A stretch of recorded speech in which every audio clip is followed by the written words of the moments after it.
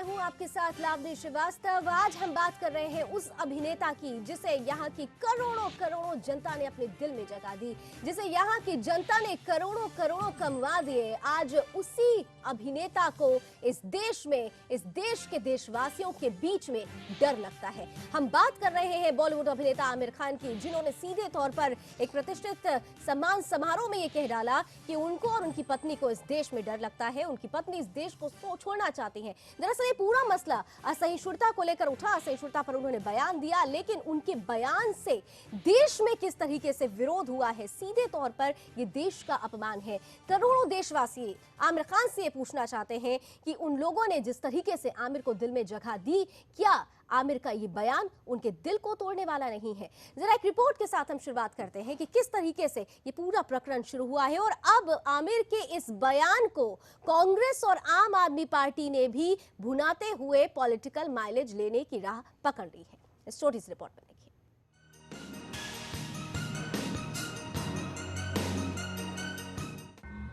Short term memory loss.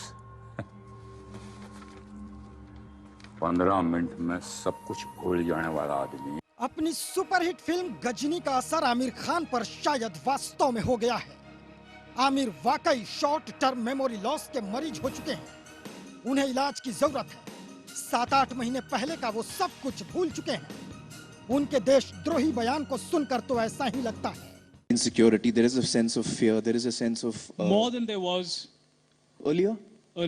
Yeah, I think in the last maybe 6 months, 8 months, there has been a growing sense of despondency, I would say. I mean, when I sit at home and talk to Kiran, you know, Kiran and I have lived all our lives in India. For the first time, Kiran says, should we move out of India? Now, that's a disastrous and very big statement for Kiran to make to me. She fears for her child, she fears for, you know, what the atmosphere around us will be. She feels scared to open the newspapers every day. So that does indicate that there is a sense of growing disquiet. It's a sense of growing despondency. Apart from alarm, there's one part of it is alarm. There's another part you feel depressed. You know, you feel low. You feel, you know, why is this happening? So that sense does exist in me, to be quite honest. Cinema के पर्दे पर तालियां बटोरने वाले mister perfectionist Aamir Khan ने पर्दे के बाहर जो डायलॉग बोला है, यकीनन आमिर को तालियां नहीं मिलने वाली है। सत्यमेव जयते कहने वाले आमिर खान का बयान यकीनन झूठमेव जयते है। पीके के जरिए देवी देवताओं का अपमान कर करोड़ों कमाने वाले आमिर को देश में असहिष्णुता दिख रहा है। एक बार फिर से सोचो आमिर खान, हिंदुस्तान में स्टार बनकर हिंदुस्तान को छोड़ देने की बात करना देश का अपमान है। उन करोड़ों फैंस का अपमान है जिन्होंने आमिर खान को स्टार आमिर खान बना दिया। देश में सहिष्णुता बनाम असहिष्णुता का मुद्दा ठंडा हो रहा था, लेकिन short term memory loss mister Aamir Khan ने हवा दे दी है। अब सवाल यह है कि लोकसभा चुनाव में सांप्रदायिकता कार्ड फेल होने के बाद मोदी विरोधी असहिष्णुता कार्ड फेंक कर सरकार की साख को गिराना चाहते हैं।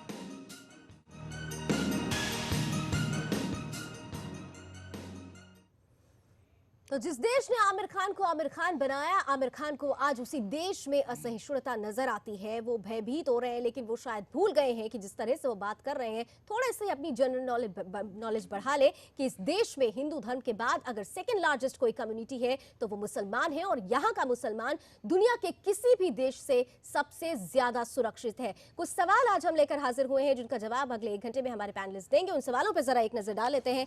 सवाल सीधा सीधा है, सत्यमेव जयते वाले आमिर का बयान असत्यमेव जयते तो नहीं है। आमिर के इस महाझूठ का आखिर मकसद क्या है, क्या चाहते हैं वो?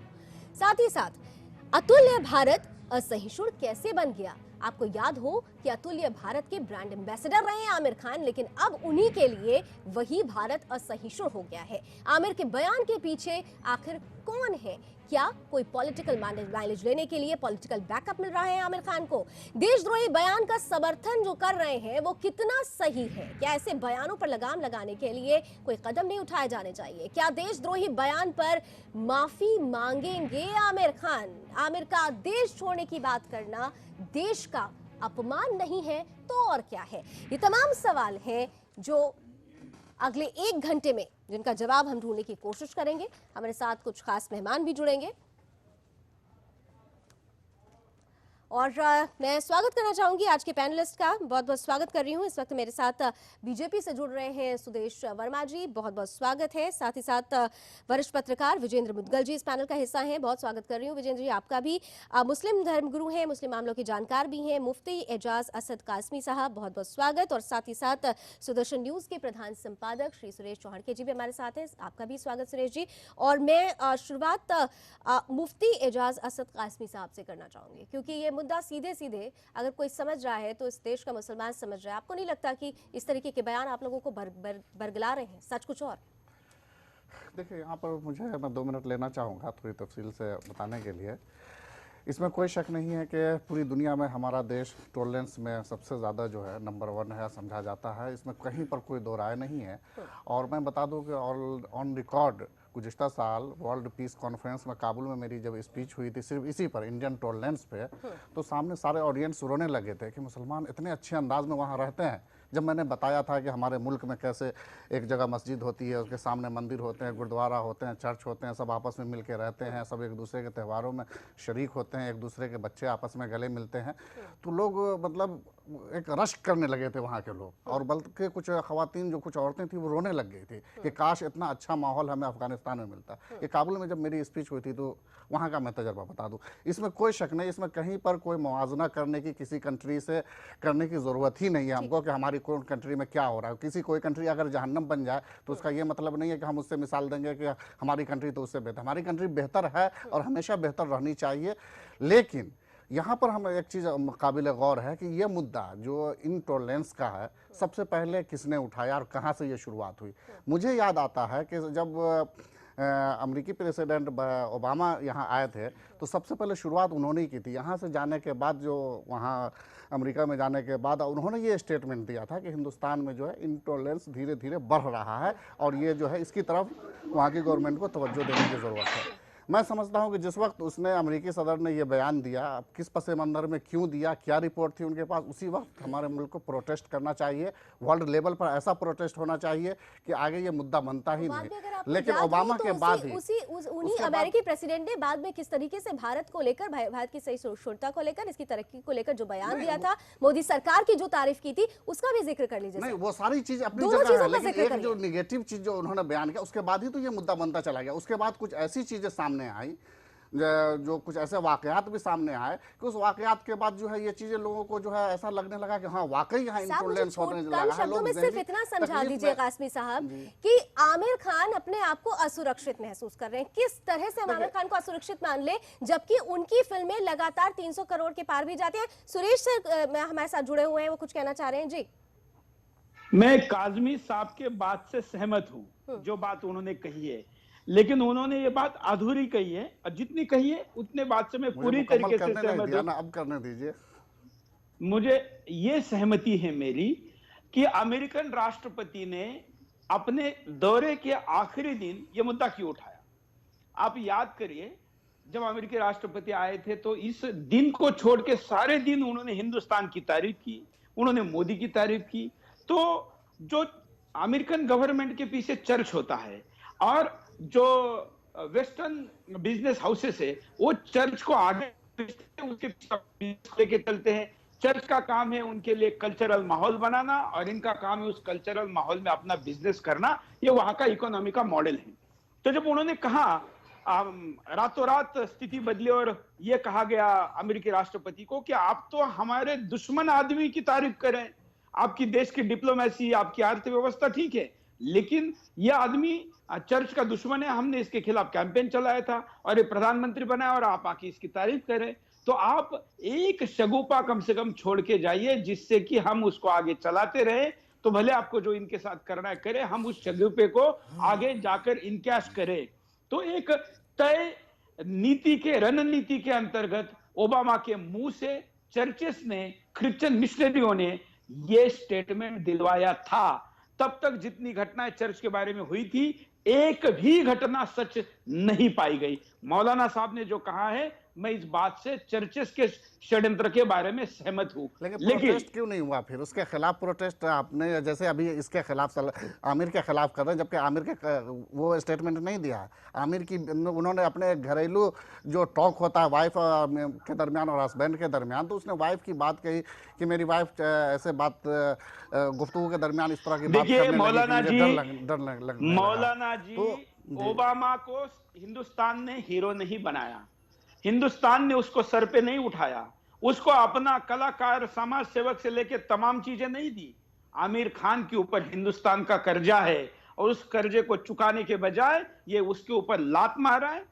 ओबामा के बारे में बात है, हम नहीं कर सकते, दोनों की तुलना नहीं हो आप सकती। हूं या हम हुआ, हर आदमी हर देशवासी पर देश का कर्जा होता है, और इस देश में रहता है तो हर देशवासी पर। अब हर देशवासी अपनी सलाहियत के बुनियाद पर कितना आगे बढ़ता है वो तो उसका अपना काम जानता है कि उसके अंदर क्या सलाहियत है, क्या कैपेसिटी है, ये एक अलग मुद्दा है। मुद्दा सिर्फ ये है कि जैसे आमिर खान के बयान को मुद्दा बाज़ाब्ता बनाया गया, आप आमिर को बनाया जा रहा है। आप दलाई लामा के बयान को क्यों नहीं मुद्दा बनाया? आपने ओबामा के बयान को क्यों नहीं मुद्दा बनाया? आमिर खान मुसलमान इसलिए आप उसको बचाना चाह रहे हैं? नहीं, मैं ये कंपैरिजन करना चाह रहा हूं कि आप वहां पर क्यों नहीं उसको मुद्दा बनाया? दलाई लामा के बयान को आपने क्यों नहीं मुद्दा बनाया? और आमिर खान के अगर पूरे बयान को देखिए, आमिर खान के पूरे बयान को देखिए तो उन्होंने बहुत अच्छी बातें कही है अपने मुल्क के बारे में, हर तरीके से उन्होंने।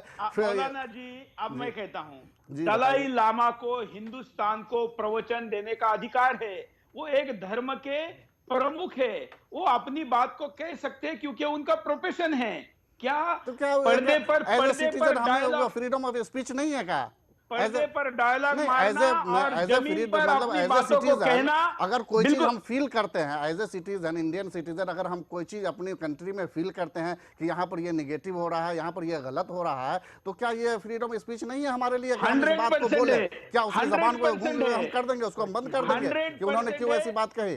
वो 100% उनको छूट है, लेकिन छूट होना, नागरिकता के छूट के अधिकार को उपयोग में लाना और दूसरे देशों के षड्यंत्र के एजेंडे को हिंदुस्तान में लागू करना, ये गलत है। बिल्कुल। अब मैं लावनी दूसरा पहलू रखना चाहता हूं जो मौलाना ने बड़े होशियारी से नहीं रखा। इन्होंने क्रिश्चियनिटी के षड्यंत्र को तो रखा, लेकिन जो इस्लामी षड्यंत्र हिंदुस्तान में चल रहा है और खास करके सऊदी जैसे देश हिंदुस्तान में माहौल खराब करके अपना धंधा बढ़ाना चाहते हैं, वो लोग चर्चेस के माध्यम से जितना बड़ा षड्यंत्र हिंदुस्तान में हो रहा है, उतना ही बड़ा षड्यंत्र सऊदी इस्लामिक मिशनरियों के द्वारा। ये सब ज़बानी जमा खर्च करने की बात है। आप एक सिंगल प्रूफ दे दीजिए। जरा कुछ कहना चाह रहे हैं विजेंद्र जी, कुछ कहना चाह रहे हैं विजेंद्र जी, बात रखिए अपनी। देखिए, अमेरिका रिलेटिवली दुनिया में एक बड़ा नया कंट्री है, उसका 150-200 साल से पुराना इतिहास नहीं है।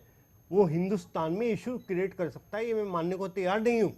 चाहे ओबामा कितनी बड़ी पावर फोर्स हो, लेकिन वो इंडिया की प्रॉब्लम्स क्रिएट करना या उसके इश्यूज उठाने की उनकी औकात नहीं है। तो आप ये बोलें कि Obama is responsible for raising this issue, intolerance का इशू और टॉलरेंस का इशू ओबामा के सख्त से बाहर की बात है। हिंदुस्तान हजारों साल की पुरानी संस्कृति है, जब इस्लाम पैदा भी नहीं हुआ था तब से हिंदुस्तान है, हजारों साल की हमारी संस्कृति है। और टॉलरेंस हमको हिंदुइज्म में सिखाया जाता है, इट इज इनब्रिड। टॉलरेंस कोई हमको बाहर से ऊपर से लाने की बात नहीं है कि हमने किसने बताया और हमने सीख ली। इंटॉलरेंस हिंदुस्तान की इंट्रिंसिक इसके डीएनए में है। बाकी उदारवादिता तो उदारवादिता सिर्फ ये उदारवादिता या टॉलरेंस सिर्फ हिंदुइज्म में नहीं है, तमाम मज़ाहिब में है। कोई ऐसा रिलीजन है ही नहीं जो टॉलरेंस के खिलाफ नहीं आया। मैं वहां नहीं आ रहा, नहीं मैं वहां नहीं आ रहा। पहले मैं हिंदुइज्म की बात कर लूं। बात ये है कि हमारे पास टॉलरेंस है, इंटॉलरेंस। हम इंटॉलरेंट कब हो गए? पहले दुनिया ये तो बताए। यहाँ जितने भी दुनिया के जितने भी देखिए, ये इंटॉलरेंस उस वक्त हो गया जब हमारे कोई जिम्मेदार व्यक्ति कह देता है कि हमको वोट नहीं दोगे तो पाकिस्तान चले जाओ। ये इंटॉलरेंस नहीं है। मैं ये नहीं बोल रहा, इंटॉलरेंस नहीं है। स्टेटमेंट्स की बात नहीं कर रहा हूं। अब सीधे तौर पर सवाल सीधे सुदेश शर्मा जी से बनेगा, क्योंकि जो सवाल खड़े हो रहे हैं एक तरीके से सरकार विरोधी तमाम तरीके से आरोप लग रहे हैं और षड्यंत्र भी सरकार विरोधी हो रहा है। देश में स्थिति जो बन रही है, जो अच्छी स्थिति बन रही है, ऐसे में अब सरकार की तरफ से क्या क्या सोच रही है सरकार अब? नहीं देखिए, ये आप कंक्लूसिव चूंकि ये मेरा पहला रिमार्क है, तो थोड़ा मुझे समय दीजिए। एक सेकंड विजय जी, समझाने एक वाला सेकंड विजय जी, उनको भी बोलने जो दीजिए। मैंने जी। समझने की कोशिश की, काजमी साहब ने बोला कि आपके पास ऑफ कोर्स फ्रीडम है एक्सप्रेशन का, लेकिन अगर फ्रीडम ऑफ एक्सप्रेशन आपके पास है तो आपको पता होना चाहिए वो जो करोड़ों फैन हैं आमिर खान के, हमारे जैसे भी, उनके पास भी फ्रीडम ऑफ एक्सप्रेशन है। पॉलिटिकल पार्टीज जो अपने आप को पैट्रियोटिक और राष्ट्रीयता से जोड़ती है, उसके पास भी फ्रीडम ऑफ एक्सप्रेशन है कि उसको क्रिटिसाइज कर सके। आप ये बताइए कि आमिर खान साहब का ये स्टेटमेंट इस समय क्यों आया? बहुत आपने जो प्रश्न उठाया लावणी जी, बहुत सही प्रश्न है कि ऐसा क्या हो गया, क्योंकि देखिए आपको फैक्ट्स तो देने होंगे ना। अगर फैक्ट्स आप देखते हैं, डेटा देखते हैं, तो आप देखेंगे कि 2015 में कम्युनल वायलेंस कम हुए, इंसिडेंट्स, डेथ कम हुए। तो ऐसे क्या कारण है, क्या मोटिवेशन है कि आप इस स्टेटमेंट के साथ आगे आए? जी, अमेरिका की रिपोर्ट देखिए, नहीं, अमेरिका आप की अमेरिका छोड़िए, ये आप ये हकीकत बता रहे हैं, ये हकीकत बता रहे हैं। सुदेश जी, नहीं आप इतिहास से झुठला रहे हैं, आप तथ्यों को नकार रहे हैं। डेटा को आप थोड़ी, नेशनल क्राइम ब्यूरो का डेटा है, नेशनल क्राइम ब्यूरो नहीं, मैं तो नेशनल आपको crime bureau, government of India का जहां आप डेटा है। रेड कॉर्बेट लेने जाते हैं, उसके बच्चों डेटा को उन्होंने कहा है कि 25% जो है कॉम्युनल आप बोलिएगा, बढ़े हुए हैं। मैं आपको दिखा सकता हूँ, आज मैं कागज लाया नहीं। वर्मा जी मुझे बोलने दीजिए। दूसरा, मैं कंप्लीट करूं, मैंने कंप्लीट नहीं किया अभी, मैं अब कंसीड नहीं कर रहा हूं अभी। तो अगर डेटा देखते हैं आप, तो देखते हैं क्राइम नीचे गया है कम्युनल वायलेंस का, चाहे वो दलित के खिलाफ हो, चाहे वो मुस्लिम के खिलाफ हो। आप देखते हैं भारत की ग्रोथ स्टोरी की बात हो रही है, आपके मंत्री बेलगाम भाषा का इस्तेमाल करते हैं हरियाणा में दलितों के खिलाफ जाके। आपके पास समय, आप बोलिएगा ना, आपके पास समय होगा तो आप बोलिएगा। मुझे मेरी बात ये मत करिए, टॉयलेट मत, नहीं ये गलत है, मुझे बोलने दीजिए अभी। और दूसरा देखिए, दूसरा आपका प्रधानमंत्री विदेश में है, भारत की एक नई छवि प्रस्तुत करने की कोशिश कर रहा है, और आपके स्टेटमेंट बिल्कुल उसके विपरीत उसकी छवि को प्रस्तुत करने की कोशिश कर रहे हैं। इसलिए बहुत अच्छा प्रश्न आपके चैनल ने उठाया, मैं समर्थन करता हूं कि ऐसे क्या कारण है कि आज आमिर खान ने इन इशू को उठाया, क्योंकि इनके फैन को जवाब देना पड़ेगा। अजय वर्मा जी, आप अगर देखें कि जब कभी भी ऐसे बयान जो आ रहे हैं, आप कहते हैं कांग्रेस के प्रवक्ता के बजाय एक हिंदुस्तानी के बिल्कुल नाते जवाब दे। जनाब, मैं आपसे यही अनुरोध करना चाह रहा था, आपको मैं सुन रहा था, मैं हिंदुस्तानी पहले हूं, कांग्रेस प्रवक्ता बाद की चीज है। मुझे एक चीज बताइए, आप भी और सारे लोग बैठे, मन की बात कहने का अधिकार केवल प्रधानमंत्री को है या केवल प्रधानमंत्री को मन की बात? दुश्मन के मन की बात इस देश में, लोकतांत्रिक कंट्री में, जब सरकार का चयन होता है, जब आप संविधान की शपथ लेते हैं, जब आप चुने जाते हैं, जनता से चुन के आते हैं, आपका लोकतंत्र विश्व में सबसे अच्छा लोकतंत्र माना जाता है। जब आपके लोकतंत्र की धज्जियां देश के 60 देश, हम ये नहीं कह रहे हम हिंदुस्तानी पहले हैं, 60 देशों के लोगों ने उन साहित्यकारों के सम्मान को लौटाने का, मैं नहीं कह रहा, टीवी चैनल और रिकॉर्ड कह रहा हूं। एक मिनट, दूसरा बात मैं ये कह रहा हूं, अगर कोई भी कलाकार, चाहे वो आमिर खान हो या शाहरुख खान हो या आपके पार्टी के नेता जो हो, जो आपके मन की बात कहें तो वो तो आपके फेवरेबल हैं, और अगर आपके खिलाफ उन्हें कोई चीज लगे, ये मुद्दा ये नहीं कह रहा मैं कि इंटॉलरेंस कभी हम जानते ही नहीं थे। जब मोदी जी की सरकार जब से आई है, तब से इसको इतना बढ़ावा चढ़ावा दिया जा रहा है, पता नहीं क्यों रोटियां सेकी जा रही है, क्यों राजनीति रोटियां सेकी जा रही है। बता दीजिए जिससे ये साबित होता हो कि आमिर खान के साथ इस देश में कोई दुर्व्यवहार हुआ है, एक इंसिडेंस बता दीजिए। इसमें कोई भी कला हो या साहित्य प्रेमी हो या साहित्यकार हो या मौलाना हो, हमारे अपने हृदय की बात कोई कहीं भी किस कंक्लूजन में या किस उसमें कह रहा है, ये तो उसका मन जानता है। लेकिन आप अपने अभिव्यक्ति का विचार तो रख ही सकते हैं। आपके पास देखिए जवाब नहीं, अभिव्यक्ति का विचार तो रख सकते हैं।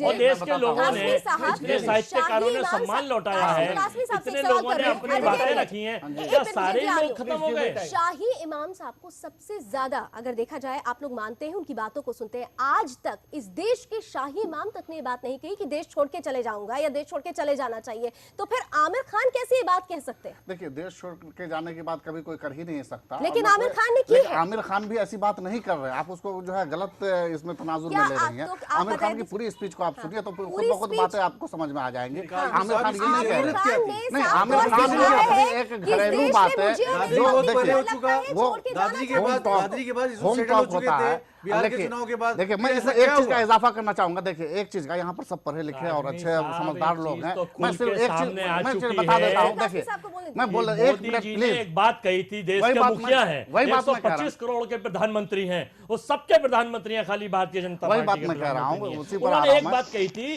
कि इंटॉलरेंस का मुद्दा बिहार चुनाव के लिए एक सुनियोजित तरीके से लोग कर रहे हैं। अब कौन सा बिहार चुनाव आ गया? ये तय हो चुका है, ये पता चल चुका है उनकी नीतियों का कारण लोगों को। बिहार चुनाव में जैसी परिस्थिति हुई कि पहले वो पार्टी में डिक्टेटरशिप करते थे और अब वो पूरे देश के लोगों को डिक्टेटरशिप कर रहे हैं। हमारे देश में एक नए तानाशाह का जन्म हुआ। देखिए कोई जरूरी नहीं कि प्रैक्टिकल ऐसा हो ही कि मतलब ये कि इंटॉलरेंस उसकी वजह से आदमी बोले कि इंटॉलरेंस है। कुछ चीजें ऐसी होती है जो आदमी को मेंटली डिस्टर्ब करती है, जहनी तकलीफ में।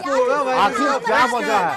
नहीं, आखिर ये क्या वजह है मैंने देखा तो बताइए। मैं एक चीज मैं उसकी मिसाल दे दूं, देखिए तथ्य दीजिए, आप बताइए, आपको सुनते हैं। नहीं मैं बताता हूं उसको क्या वजह है आखिर कि मैंने इतना ज्यादा बिहार में जब ये इलेक्शन हुआ है, मैं गांव-गांव घर-घर गया था, इतना ज्यादा मुसलमानों को एग्रेसिव एंटी बीजेपी हमने कभी नहीं देखा जितना मैंने इस बार देखा। क्यों उसको इतना बीजेपी से डर लगने लग गया? कहीं ना कहीं उसके दिल में, दिमाग में इस तरीके का डर और खौफ ये बयानबाजी की वजह से पैदा हो गया है। तब ना सरकार का दायित्व ये होता है हर आदमी को एक आजाद माहौल में कोई भी आदमी हिंदुस्तान का अगर बात रखे तो उसको पुरस्कारे, उसकी बात करे। ऐसा नहीं है कि शाहनवाज खान लठ उठा ले, देश छोड़ो। योगी आदित्यनाथ क्यों देश छोड़ने की बात कोई करेगा? आदमी यहाँ पैदा हुआ जाएगा कहाँ भाई? बीजेपी बोल रही है, मतलब ये सारे लोग उसको मुद्दे को खत्म करना चाहिए। कांग्रेस बीजेपी का जवाब न देना, इन्होंने मुझसे प्रश्न पूछा, मैं जवाब दे दूं इसका? जी बताइए। देखिए, इस देश में एक ऐसा तबका है जो नरेंद्र मोदी जी के प्रधानमंत्री बनने को डाइजेस्ट नहीं कर पा रहा है। हमें हर तरफ से, आज बताइए बीजेपी कटघरे में नहीं खड़ा है। सुनिए, अरे सुनिए काजमी साहब, आज बीजेपी कटघरे में नहीं खड़ा है, आज आमिर खान साहब कटघरे में खड़ा है, लेकिन आप हमें कटघरे में खड़ा करना चाह रहे हैं। मैं तो सिर्फ उस पर प्रतिक्रिया देने आया हूँ। हर जगह आप बीजेपी को बदनाम करके मुसलमानों को, सुनिए, ये कांग्रेस ने किया, अरे सुनिए तो सही, कांग्रेस ने किया ये, मुसलमानों को भय दिखाया बीजेपी का, और फिर जो लोग बचे हैं वही काम कर रहे हैं, मुसलमानों को भय दिखा रहे हैं। लेकिन ब्रेक से पहले मैं आपके लिए एक सवाल रख देती हूँ, आपसे ब्रेक के बाद लेंगे। आजम खान साहब, जानते होंगे आजम खान साहब को, कैबिनेट मिनिस्टर है यूपी में। उन्होंने ये लेटर लिखा है आमिर खान को कि आमिर खान की बीवी तो हिंदू है तो उन्हें डरने की जरूरत ही नहीं है। इस तरीके का स्टेटमेंट भी एक तरीके से आमिर खान, कहा है कि ये आमिर खान की 125 करोड़ की बीबी ने ये बात कही है तो और ज्यादा महत्वपूर्ण बात हो जाती है। आमिर खान का अगर हम किसी का पर्सनल प्रोफाइल नहीं खोले, लेकिन अगर पर्सनल प्रोफाइल खोल के देखा जाए तो जिस तरीके से उनकी फर्स्ट वाइफ क्या थी, सेकंड वाइफ क्या है, सेकंड वाइफ के लिए किरण राव के लिए आपको बता दें कि खास तौर से वो अपने मुंह से कहती हैं कि मैं एथिस्ट हूं, मैं नास्तिक हूं, और जो व्यक्ति नास्तिक है वो भारत माता की क्या इज्जत करेगा? आज हम इस सवाल को जरूर इसका आंसर लेंगे। एक छोटा सा ब्रेक ले लेते हैं, ब्रेक के बाद लौटते हैं।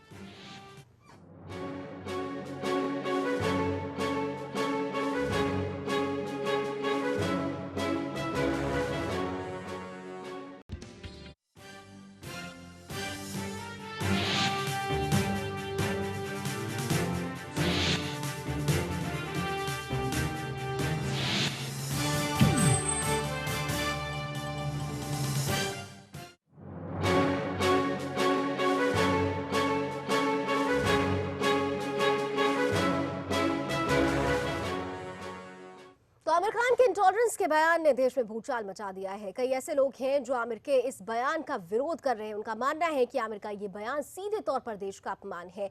यूपी के कैबिनेट मिनिस्टर आजम खान ने भी आमिर के इस बयान को लेकर उन्हें एक चिट्ठी लिखी है। क्या कुछ लिखा और क्या कुछ आमिर के लिए कह रहे हैं, सुन लेते हैं। दरअसल ये बात इंटॉलरेंस की इसलिए नहीं है कि आमिर खान मुसलमान है और उनकी बीवी मुसलमान नहीं है। शादी से पहले भी नहीं थी, शादी के वक्त भी नहीं थी और आज भी नहीं है। ये जो भी कुछ कहा है ये एक हिंदू महिला ने कहा है और ये बात इंटॉलरेंस की नहीं है बल्कि एक ऐसी सच्ची हकीकत की है जिससे मुतासिर होकर उन्होंने अपने बच्चों के भविष्य को खतरे में होते हुए इस बात का इजहार किया है। ये आमिर खान का कहना नहीं है, टारगेट आमिर खान को न किया। और चलिए एक बार फिर से ब्रेक के बाद पैनलिस्ट के पास लौटते हैं। सबसे पहले मैं सुदर्शन न्यूज के प्रधान संपादक सुरेश चौहान जी के पास चलना चाहूंगी। जी, मुझे गूगल हैंगआउट में जाना है कुछ बॉलीवुड के लोगों के साथ, इसलिए मैं इस मेरे स्टेटमेंट के बाद जाना चाहूंगा। मैंने कैंपेन चालू किया है और आज कई हजार लोगों ने उसमें पार्टिसिपेशन किया है और कई लाख लोग इसमें करेंगे।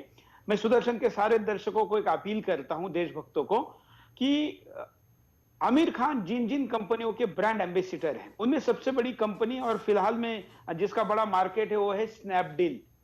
तो मैं ये चाहूंगा कि स्नैपडील के ऐप को आप लोग डाउनलोड करें, उस ऐप को डाउनलोड करने के बाद उसमें आप ऑर्डर दे दे, बड़ी सी बड़ी चीज ऑर्डर दे दे, और ऑर्डर देने के बाद जब ऑर्डर आपके घर पे पहुंचेगी तब आप ये कहे कि आपका ब्रांड एम्बेसडर आमिर खान है और हम आमिर खान से असहमत है, इसलिए आपका प्रोडक्ट नहीं ले रहे।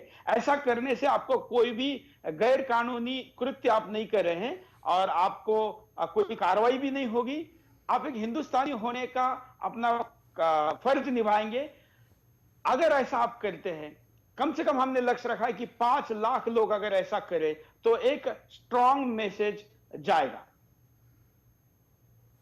चलिए ठीक है, बहुत बहुत शुक्रिया सुरेश जी अपनी राय रखने के लिए। और लेकिन कासमी साहब एक बात तो है, लेकिन कासमी साहब दिल की बात है तो फिर जो लोग विरोध कर रहे हैं, जो लोग विरोध कर रहे हैं आमिर खान का, वो भी तो दिल की बात ही रख रहे हैं, उनकी दिल को ठेस लगी है, इसलिए वो ऐसी बातें करें कि आमिर खान को तो ऐसी बातें नहीं करनी चाहिए।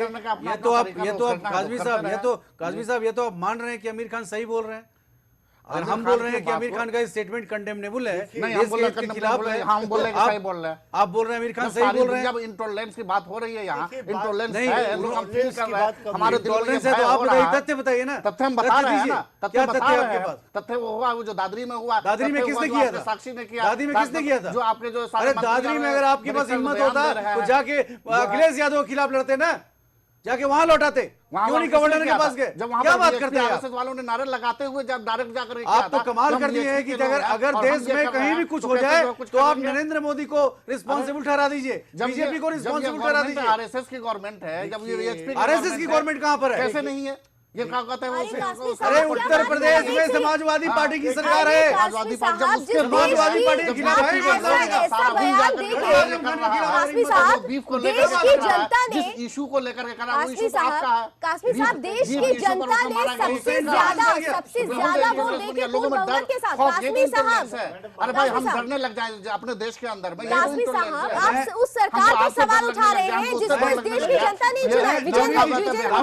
रावनी जी सुनिए कासमी साहब, इसका जवाब दीजिए आप। ये तो मैं सुनिए, आप इसका जवाब दीजिए। बताइए। जून 2015 में ब्लैक अमेरिकन चाइल्ड जो चांसलर में 9 लोगों को मारा गया और यूएस पुलिस ने इसको हेट क्राइम बोला, उसके बाद भी किसी ने नहीं बोला कि अमेरिका रहने लायक देश नहीं है। देखिए एक भी ब्लैक ने नहीं बोला। पहले इंटरनेशनल इशू से हमें नहीं क्या हो गया? हमारा मुल्क एक डिफरेंट मुल्क मर जाता है, आप रहने लायक नहीं है। वहाँ इतने कल्चर के लोग नहीं रहते हैं, अमेरिका में इतने कल्चर के लोग नहीं रहते जितने कल्चर के लोग हिंदुस्तान में रहते हैं। जितना रिलीजन यहाँ हिंदुस्तान में उतना दुनिया में किसी कंट्री में नहीं है।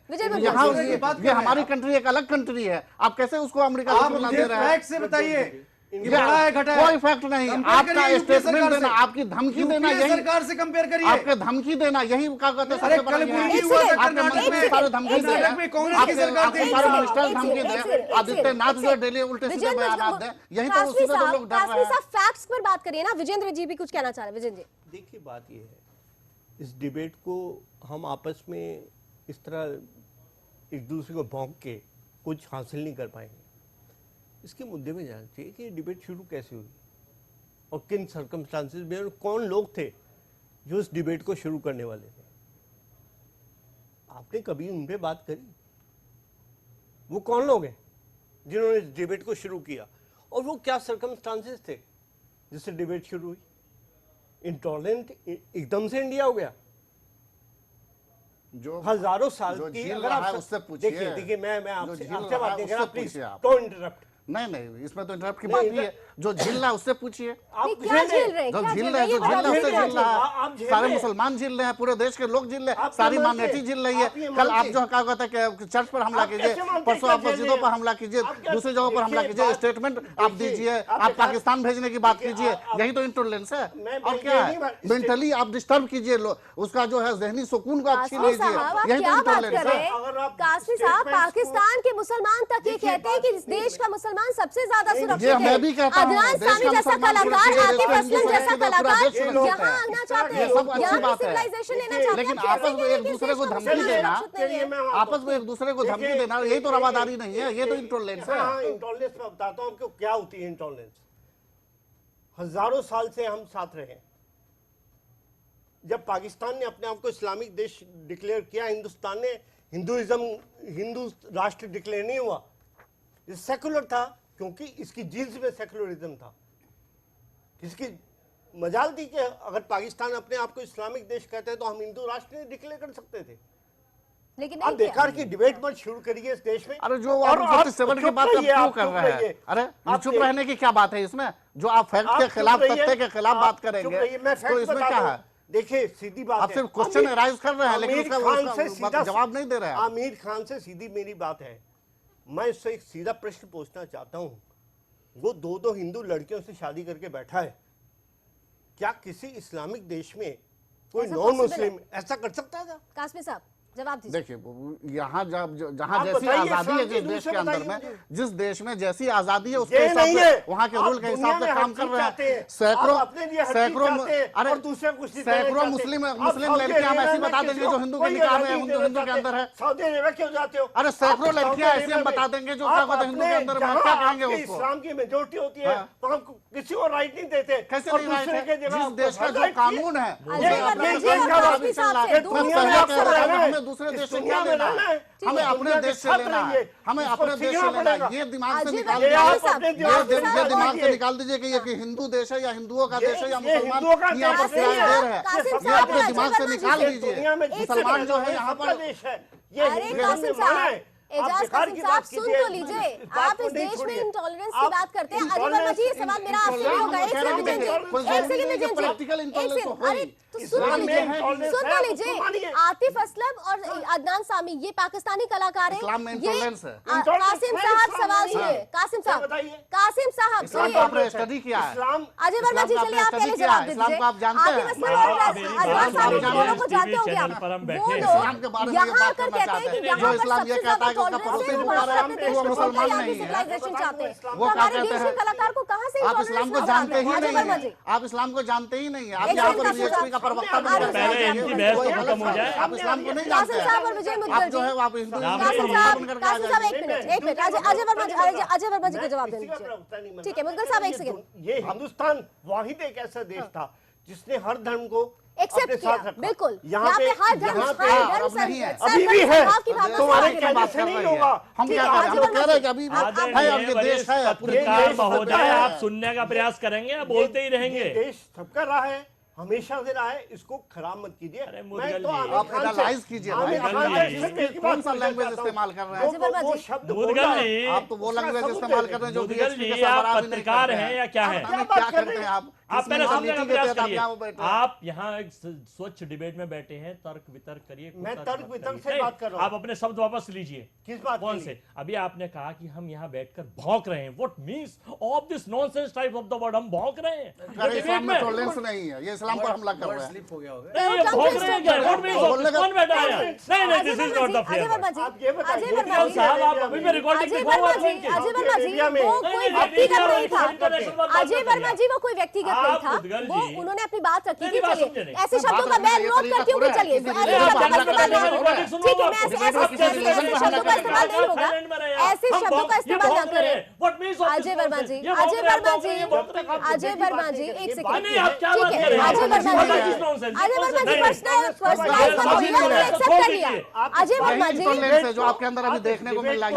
अजय वर्मा जी मुद्दा मत घटाइए। उन्होंने एक्सेप्ट कर लिया। उन्होंने एक्सेप्ट कर लिया कि वो शब्द नहीं होना चाहिए था, वो कंक्वेस्ट हो गया। लेकिन आप सवाल का जवाब दीजिए। अजय वर्मा जी ये इंटॉलरेंस है जो आपके अंदर देखने को मिल रहा है। ये इंटॉलरेंस है अजय वर्मा जी। आपके अंदर जो है। एक सेकंड विजय मुद्गल जी अजय वर्मा जी और कासिम साहब आप दोनों से।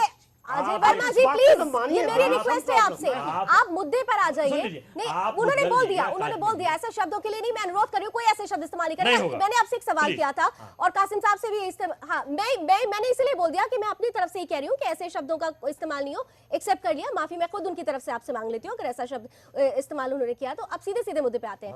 आतिफ असलम, अदनान सामी, बार बार मैं इन दो कलाकारों का नाम इसलिए ले रही हूँ क्योंकि वो कलाकार हैं जो पाकिस्तान से यहाँ आते हैं, करोड़ों कमा ले जाते हैं और यही के लिए बोलते हैं कि यहाँ पर मुसलमान सबसे ज्यादा सेफ है। हम यहाँ की सिविलाइजेशन चाहते हैं और हमारी देश की सरकार उसके लिए एक्सेप्टेंसी भी देने को तैयार है। कहां से इस देश में आमिर खान जैसे कलाकार को उनकी पहली फिल्म, बॉलीवुड की पहली फिल्म गजनी थी जो 100 करोड़ के क्लब में शामिल हुई और गजनी के एक्टर आमिर खान है। किसने उनको 100 करोड़ के क्लब में पहुंचाया? देश की जनता ने पहुंचाया। आज उसी देश की जनता के बीच में उन्हें डर लगता है।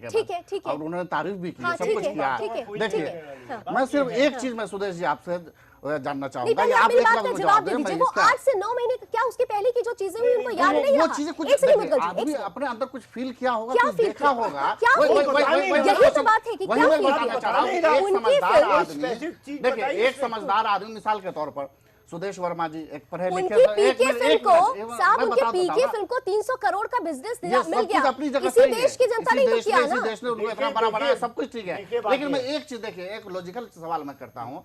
सुदेश वर्मा जी एक पढ़े लिखे बहुत सीनियर जर्नलिस्ट और बड़े लीडर है।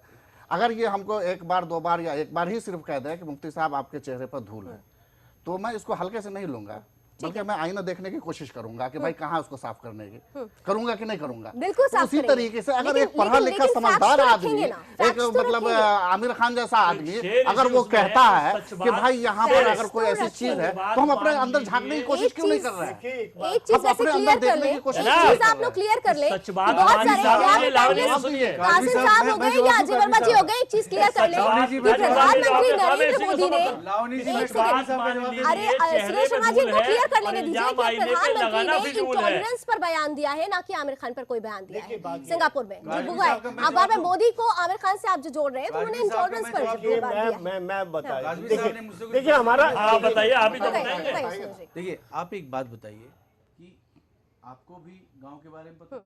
सिद्धि और सिद्धि में बहुत बड़ा फर्क होता है। कुछ भी करने के बाद प्रसिद्धि तो मिल जाती है, लेकिन सिद्धि के लिए तो सिर्फ तपस्या यही एक मार्ग होता है। और जिन्होंने प्रसिद्धि का रास्ता अपनाया है वो कभी कुछ सिद्धि नहीं कर पाए हैं।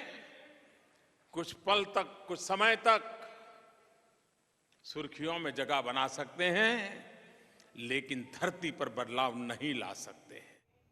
कासिम साहब सुना नहीं, मैं इसका जवाब देता हूँ। मैं सोच बीजेपी के हर लीडर की नहीं, वजह से- काजमी साहब मैं जवाब दूंगा इसका, सुनिए। देखिए मैं बहुत अरे एक-एक संवेदन, करके सुनो भैया। बहुत इंपॉर्टेंट बात है जो मोदी जी ने भी कही। देखिए, आप एक बात बताइए, गांव में कहावत है कि कौवा कान लेके जा रहा है तो कौवा के पीछे पाएंगे, कान को पकड़ेंगे।